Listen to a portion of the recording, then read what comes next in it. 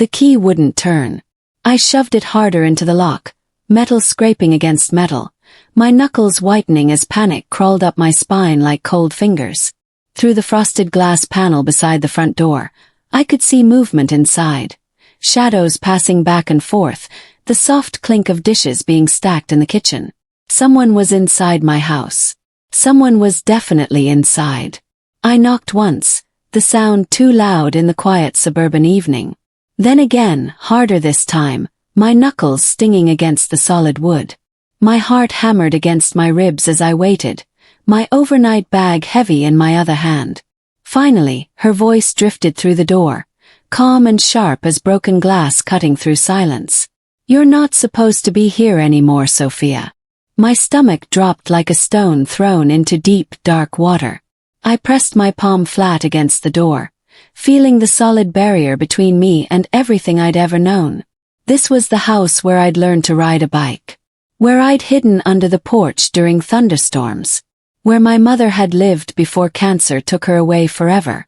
I pressed my forehead against the cool wooden door, breathing hard, trying to make sense of what was happening. My chest felt tight, like someone was squeezing all the air out of my lungs. "What do you mean?" I asked, my voice cracking on the last word, betraying the fear rising in my throat. The door stayed shut, heavy, immovable. No apology came through the wood. No hesitation colored her tone on the other side. "This house needs boundaries, Sophia," Elaine said from somewhere beyond the door. Her voice was steady, measured, practiced, like she'd rehearsed this exact moment in her mind multiple times. "You should have planned better.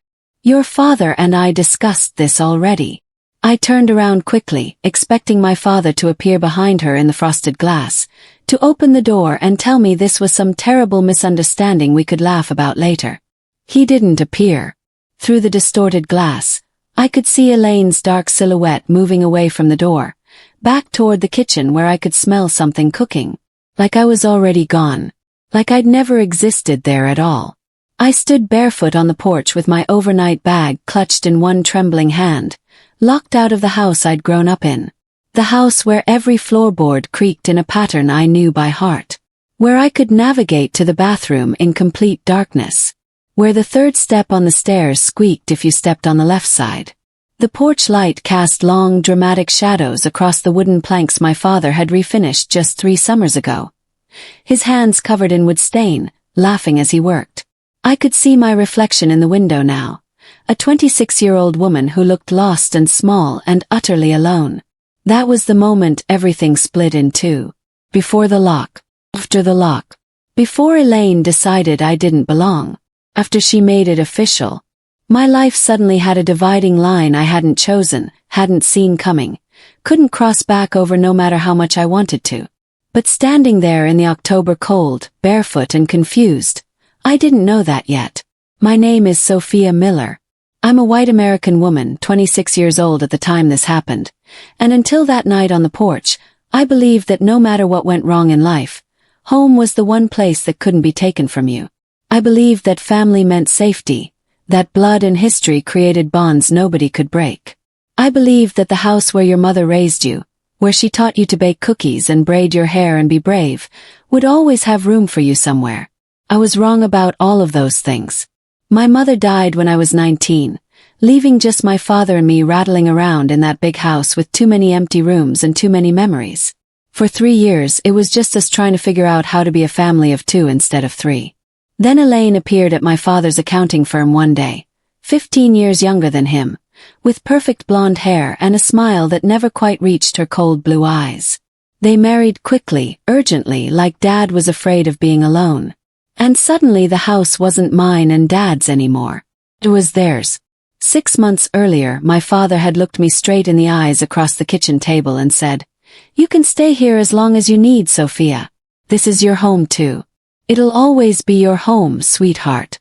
Don't worry about anything." I'd been between apartments then, my lease ending unexpectedly when my landlord decided to sell the building. I was searching desperately for something I could actually afford on my elementary school teacher's salary. The housing market had gone completely insane. Rent prices had doubled in just 2 years. Everything decent was taken within hours of being listed. I'd come to him feeling embarrassed, asking if I could stay for just a few months, maybe through the summer and fall, until I found something reasonable that wouldn't eat my entire paycheck.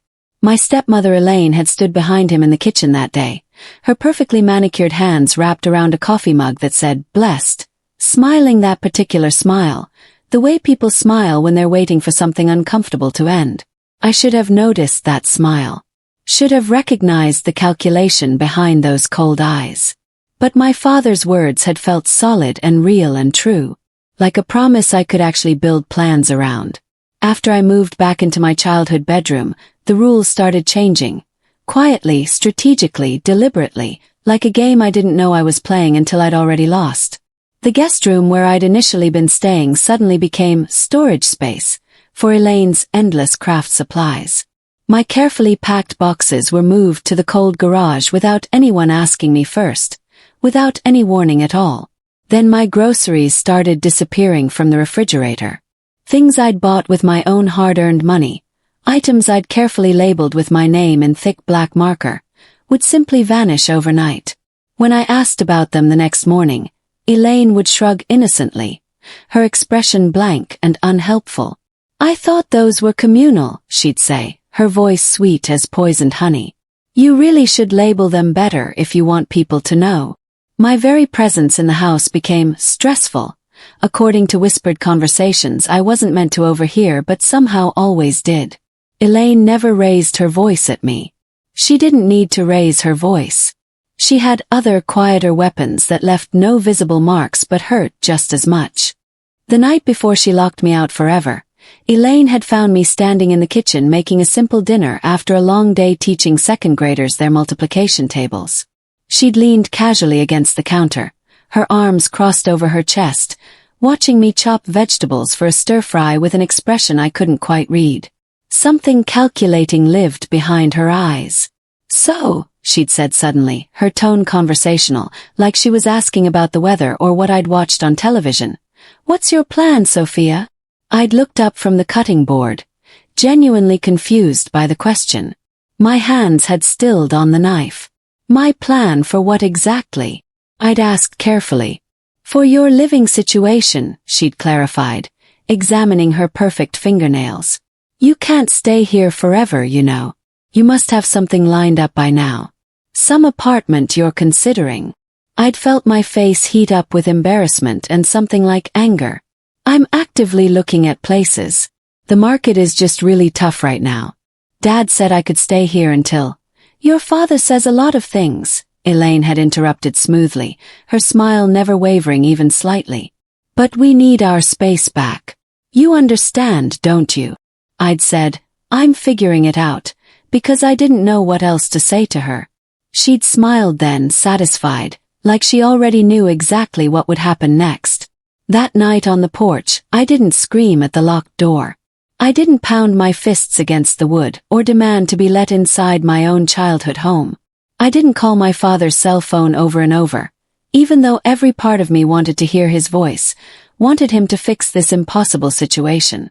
Instead, I picked up my overnight bag with hands that wouldn't stop shaking no matter how hard I tried to steady them, walked slowly down the porch steps I'd climbed 1,000 times before, got into my car parked in the driveway, and drove away without knowing where I'd sleep that night. Without knowing where I'd go. Without knowing anything except that I couldn't stay there on that porch forever, waiting for a door that would never open for me again. Behind me in the rearview mirror, I watched the porch light suddenly turn off. One minute I was standing there in the yellow glow, the next I was surrounded by darkness. Even that small gesture felt deliberate and cruel, calculated and final, like Elaine was physically erasing my presence from the house in real time, flipping a switch and making me disappear. I drove to the end of our quiet street before I had to pull over because my hands were shaking too hard to safely steer the car. I slept on couches for the first terrible week. A friend from college who I hadn't talked to in months let me crash in her spare room for a few uncomfortable days. Then a coworker I barely knew offered her basement with its concrete floor and spider webs in the corners. I moved from place to place like a ghost, carrying my overnight bag and a growing sense of shame that sat heavy in my stomach. Places where I made myself as small and grateful and quiet as humanly possible. Where I showered quickly, apologizing for using hot water. Where I left early in the mornings and came back late at night. Where I never complained about the lumpy mattresses or the cold draft or the way I could hear absolutely everything through paper-thin walls. I learned something important during those weeks. How quickly people stop asking difficult questions when you don't offer easy explanations. Just between places right now, I'd say with a bright smile that felt like it might crack my face in half. You know how it is with the housing market these days. They didn't push for details. They didn't want the burden of knowing the whole truth. That I'd been locked out like a stranger. That my own father hadn't stopped it from happening. That I literally had nowhere else to go.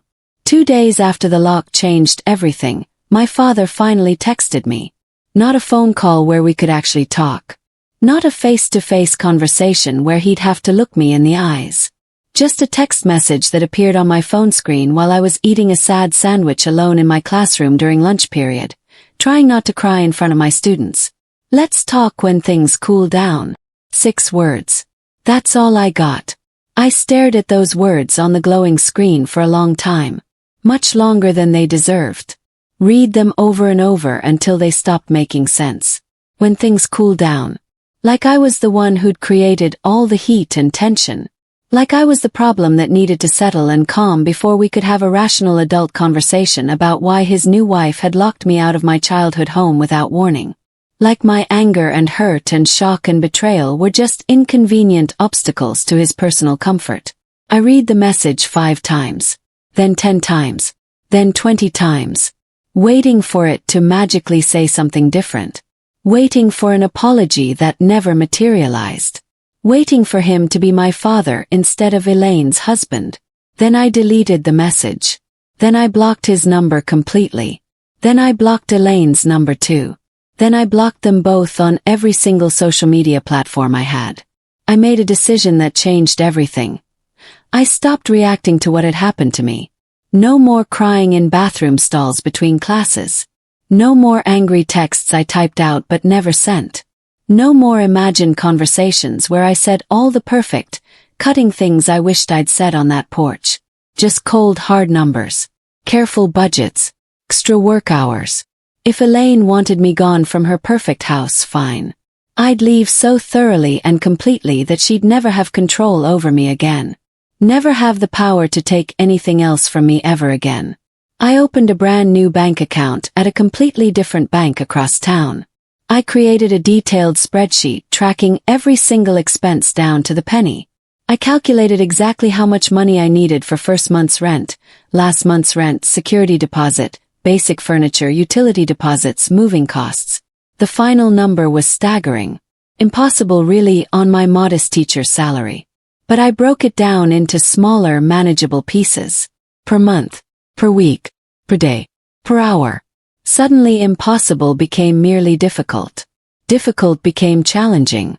Challenging became possible. If they wanted me gone, absolutely fine. Be gone.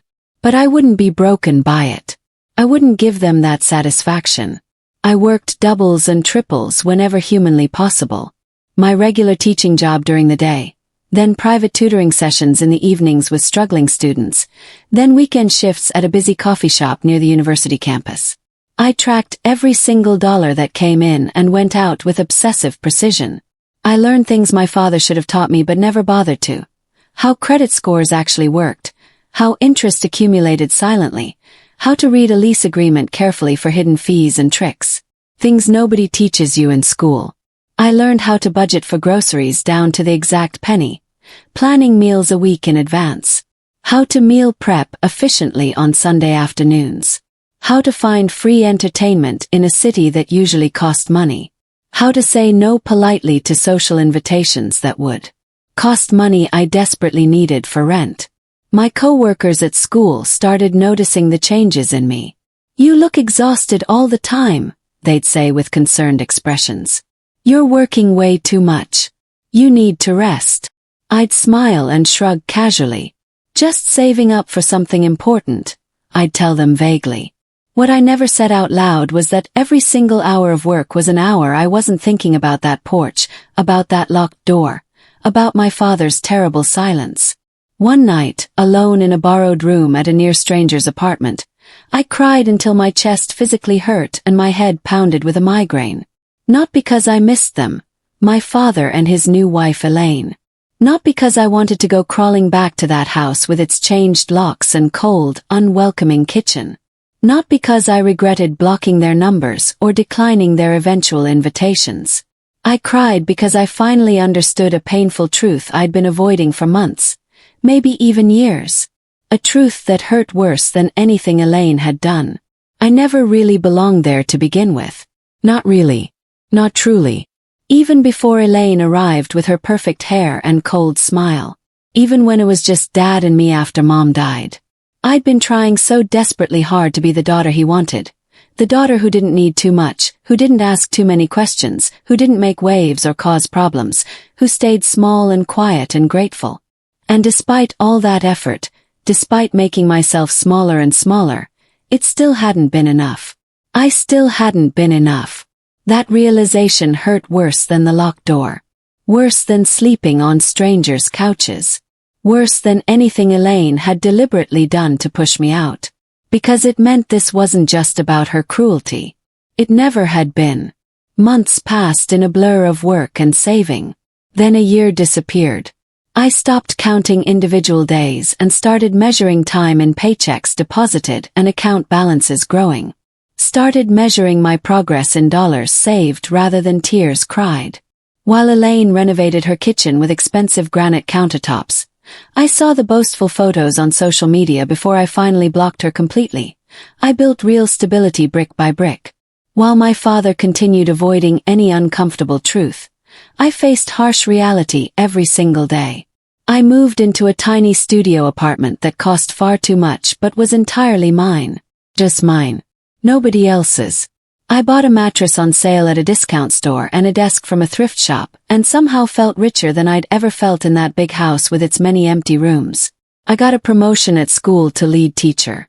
Started teaching summer school classes for additional income. Built a life that didn't depend on anyone's permission or charity or conditional love. I made new friends who didn't know anything about the porch, the lock, the family that had rejected me so completely. Friends who knew me simply as Sophia the dedicated teacher. Sophia the reliable one. Sophia who had her life together and always showed up when she said she would. Out of nowhere, about 18 months after the lock changed everything, Elaine started asking mutual acquaintances careful questions about my life. The questions filtered back to me slowly through people we both knew.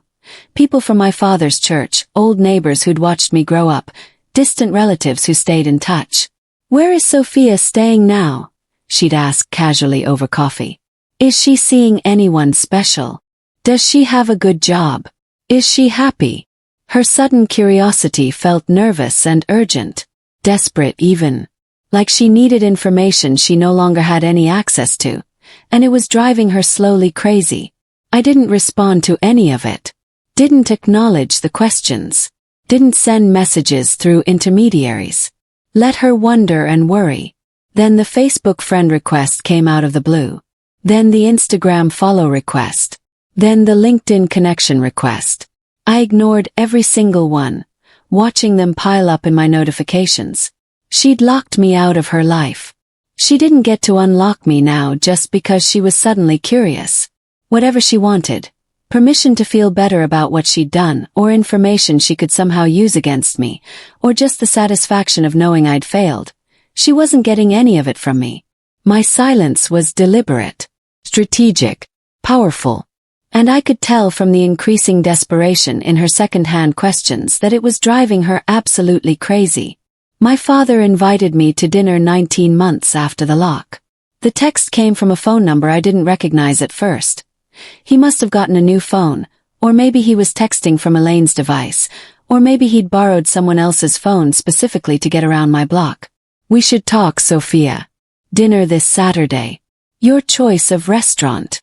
Elaine added her own message just minutes later from her own unblocked number. "It's time to move forward, Sophia. Or family. We should act like it." I stared at that word for a long time. Family. The word they'd used while locking me out. The word they hadn't remembered when they changed those locks without any warning. When they'd let me sleep in my car that first awful night. When they'd ignored my desperate calls and messages. I replied politely, professionally. The exact way I'd reply to a stranger or a distant acquaintance. Thank you for the invitation. I appreciate you thinking of me. Unfortunately, I'm unable to attend. Short sentences. Simple words. No explanation offered. No emotion shown. No opening left for negotiation or argument. The silence that followed my response was deafening. I could imagine them sitting at their kitchen table, staring at my cold message, finally realizing I genuinely meant it. That I wasn't coming back to them. That whatever reconciliation they'd imagined wasn't happening on their convenient timeline. I signed papers on a small plot of land exactly 2 years after the lock, my hands shaking so violently I could barely hold the pen steady enough to write my signature. The real estate agent pretended not to notice my trembling, politely looking away while I fought to control my emotions. The land wasn't big or fancy, just under an acre in a new development about 40 minutes outside the city. But it was mine. Completely, legally, undeniably, permanently mine. I'd saved every possible penny for 2 solid years. Worked 3 jobs simultaneously. Lived in that cramped studio apartment with its peeling paint and ancient, rattling appliances.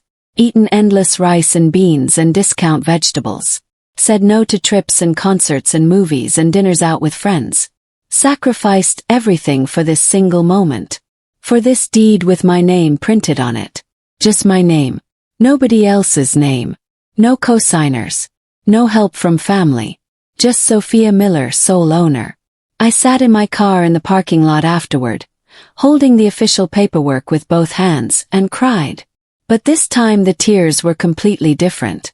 Not grief or anger or loss or betrayal. Relief. Pride. Accomplishment.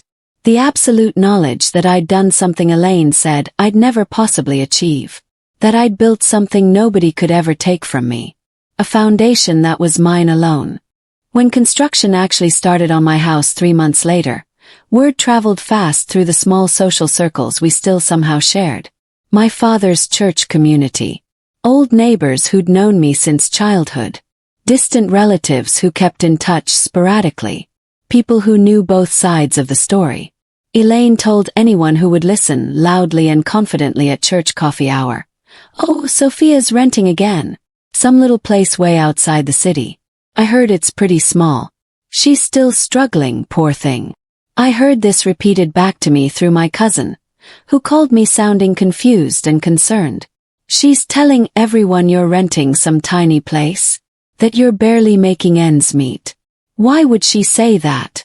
She's wrong about everything, I told my cousin calmly. But let her think whatever she wants to think. I didn't correct the spreading rumors. Didn't post progress photos of the construction on social media. Didn't tell our mutual acquaintances what was really happening 40 minutes outside the city. Let Elaine believe I was still struggling and failing. Still dependent on others. Still the helpless, lost girl she'd locked out 2 years ago. Meanwhile, I met with contractors every weekend. Chose paint colors for every room. Picked out light fixtures and cabinet hardware and flooring materials. Watched walls go up room by room, exactly the way I'd always dreamed. 2 years and 3 months after the lock, I sent a formal invitation to my father and Elaine. A simple card with elegant printing, an address they wouldn't recognize, and a date circled in gold. Housewarming party. Please join us to celebrate a new beginning. No explanation included. No context provided. Just an address in a development they'd probably never heard of and definitely never visited. They called 3 separate times before the party date. I didn't answer any of the calls. They texted asking whose house it was, if I was house-sitting for someone, if I needed them to bring anything specific. I responded exactly once, keeping it brief. Just yourselves. See you then. They assumed it was someone else's house. A friend's place where I was staying temporarily. Maybe my boyfriend's house, though I'd never mentioned dating anyone. Maybe a roommate's place where I rented a room. They assumed I was still adrift, still temporary, still the struggling daughter who needed rescuing. They had absolutely no idea what they were actually walking into. I'd invited other people too. My real friends who'd stood by me, my supportive co-workers, my neighbors from the studio apartment who'd become close friends during those difficult years. People who'd seen me struggle and survive. People who knew exactly what this house meant to me. But Elaine and my father were the guests I'd really invited it for. Elaine stepped out of their car first on the day of the party. Her high heels clicking sharply on the concrete driveway I'd had poured just 6 weeks earlier.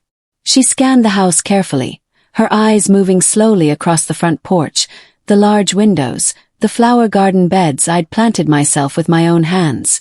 Her confident smile faltered visibly. Confusion crossed her perfectly made-up face. Then something that might have been understanding, might have been fear, might have been both.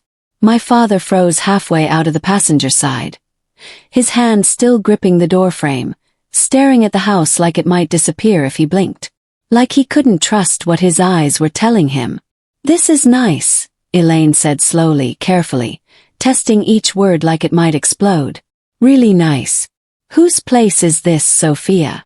I stood on my front porch, my porch with the swing I'd hung myself, and watched them process what they were seeing. Watched reality slowly dawn on their faces. The house was small but absolutely perfect. Craftsman style, exactly what I'd always wanted, with a wide front porch and big windows that let in natural light. Navy blue siding with crisp white trim. Flower boxes bursting with color under every window. A cheerful red front door. Everything I'd ever dreamed about. Everything they'd told me I'd never have. Everything they'd said was impossible for someone like me. "Come on up," I called down to them. Neither one moved yet. They were starting to understand. I opened my front door. My door with locks only I had keys to, and gestured inside with a welcoming hand. "Welcome to my home," I said clearly, my voice steady despite my racing heart. "This is my house." Elaine's face drained of all color. Actually went pale, like someone had pulled an invisible plug and let all the blood drain out of her face. My father's mouth opened, then closed, then opened again. No words came out at all.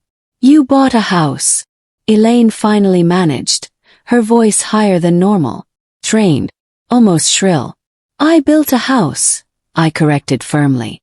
"There's a significant difference between the two." I watched them absorb this information. Watched the gears turning in their heads. Watched Elaine's eyes dart to my father, then back to me, calculating and recalculating. Trying desperately to figure out how this had happened. How the girl she'd locked out with nothing, the girl she'd assumed would fail miserably, the girl she'd dismissed as weak, was now standing on her own front porch inviting them inside. My father found his voice first. "Sophia, this is wonderful. I'm so proud of you, honey. How did you possibly?"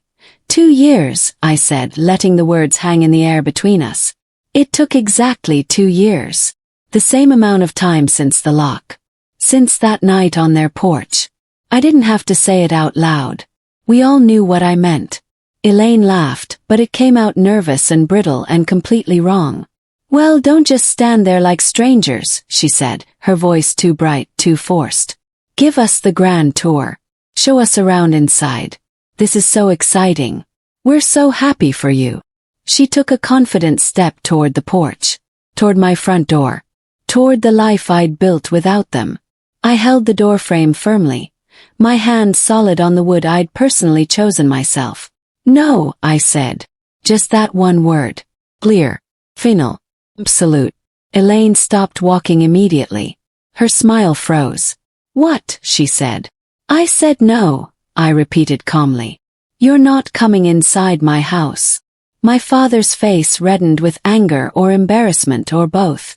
"Sophia, that's completely ridiculous. We drove all the way out here. We're your family. You invited us." "Family," I said slowly, tasting the word carefully. "Is that what we are?" The party continued behind me in the backyard. I could hear music and laughter from friends who'd actually shown up for me over the past 2 years. Friends who'd helped me pack moving boxes and paint walls and plant flowers. Friends who'd celebrated every single one of my victories instead of trying to destroy me.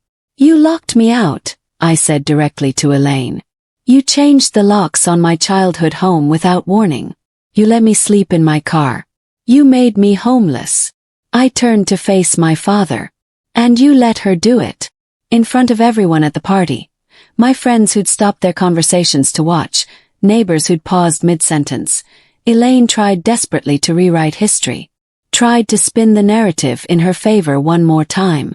We did what was best for everyone involved, she started, her voice taking on that reasonable, rational tone she always used when she wanted to sound like the victim. You needed to become independent, Sophia. We were helping you grow up and learn responsibility. It was tough love. You'll understand when you're older. I interrupted her calmly, quietly, without raising my voice even slightly. You locked me out.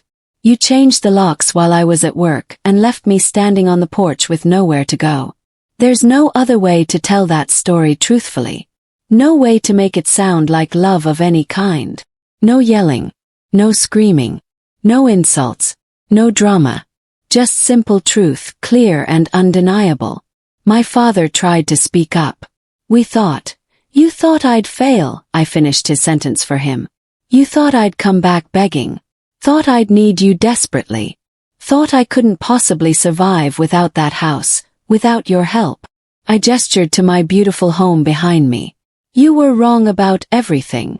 They left early, long before the party really got going. My father didn't look back as he walked stiffly to their car. His shoulders hunched forward like he was carrying something impossibly heavy on his back. Elaine didn't speak, didn't try to argue anymore. Didn't attempt to justify or explain. She just followed him silently, her high heels clicking on my driveway, the sound getting fainter with each step. For the first time since I'd met her, Elaine was the one without a place to stand. Without power. Without control. Without the last word. I watched their car pull slowly away, watched the red taillights disappear around the corner, and felt absolutely nothing. Not satisfaction. Not anger. Not vindication. Not even relief. Just absence. The simple absence of a heavy weight I'd been carrying on my shoulders for 2 long years. My friends came back outside cautiously, unsure what to say or how to help. My best friend put her hand gently on my shoulder. You okay? She asked quietly. I nodded, meaning it completely. I was more than okay. I was free. Free from their judgment. Free from their expectations. Free from the belief that I needed them to survive. They'd taken a house from me once. I'd built one they could never enter. That seemed fair. That seemed right. That seemed like exactly the ending this story deserved. That night after everyone left, after the last guest said goodbye and drove away into the darkness, I sat on my living room floor with all the lights off. The house was quiet in a way that felt full instead of empty. Rich instead of lonely. Mine in a way nothing had ever been mine before in my entire life. Through the windows, I could see stars I'd never noticed in the city. Could hear crickets and wind and absolutely nothing else. Perfect peace that belonged completely to me. Nobody could take this away. Nobody could change these locks. Nobody could tell me I wasn't supposed to be here anymore. Elaine had taken a house from me 2 years ago. But in doing that, she'd forced me to build something better. Something stronger. Something that was completely, entirely, undeniably mine. A life she could never enter. Foundation nobody could shake. And I finally understood something important.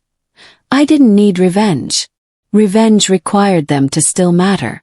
Required them to have power over my emotions, my peace, my future.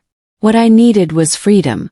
Freedom to prove to myself that I could survive the worst thing I'd imagined, being rejected by my own father, and still build a life worth living. I'd done exactly that. The house around me was living proof. I was 28 years old. I owned land. I owned a home. I owned my own story. And none of it had anything to do with them anymore. She took a house from me. I built a life she can never touch. I didn't win. But I survived. And sometimes survival is everything.